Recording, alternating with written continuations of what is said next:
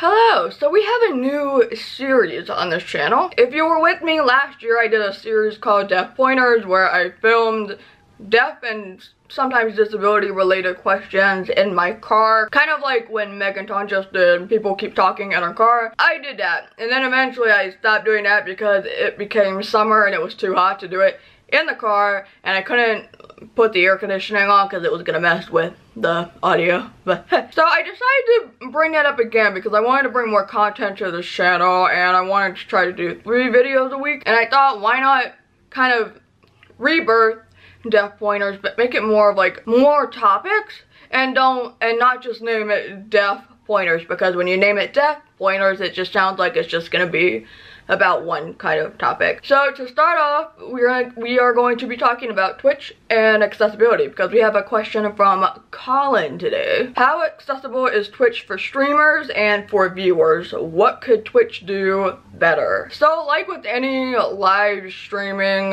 thing, it's not really too accessible when you think about it. Like, there's no option for live captions as far as I know. It's kind of like with Facebook. Facebook has live captioning, but you have to have a third party connected and doing the work in order to get that done. It's not like YouTube's automatic captioning, but in live streaming form. Honestly, I feel like it's hard to say what could make Twitch more accessible besides captions. For me, I found it accessible to me because I know how to use it. Well, I know how to do the basics. Anything more extravagant, like all these fancy graphics, I'm just like, I have no idea what the heck you people are doing and how you are doing it. I try my best to simcom. I know I'm against simcom, but when you have a hearing and deaf audience together, you kind of have to make do with what you can. And I try to get my viewers to transcribe a little bit, like not necessarily having to do it word for word, because they're not captioners or not professional cart people, but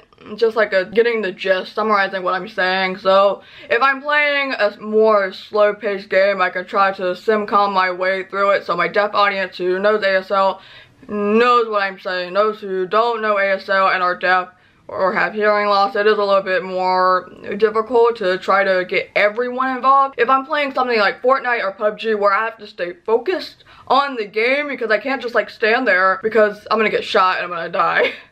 So I try to, it's very difficult. Gaming and making it accessible is kind of difficult. One thing I would suggest all streamers to do is, if you're playing a game that has the subtitle option, turn it on, because it can be difficult to understand what the game is saying. It's easier for me personally to hear what the streamer is saying with earphones in, but I can never understand what the game is saying because animated mouths don't move the same way as human mouths. The volume in the computer is going to be different than the volume in the mic, I feel. So it's just, if you are a streamer, fellow streamer, if the captions are available, the subtitles, please turn them on for your viewers. Other than that, I'm drawing a blank as to how Twitch could really be better. These videos are not planned, these responses are not planned. It's called Get to the Point, so I'm just trying to like, boom. If you have any ideas as to how Twitch can be more accessible, because I feel like it's going to be different for every person. Like, my deafness is not the same as somebody else's deafness. My vision is not the same as somebody else's vision. I'm not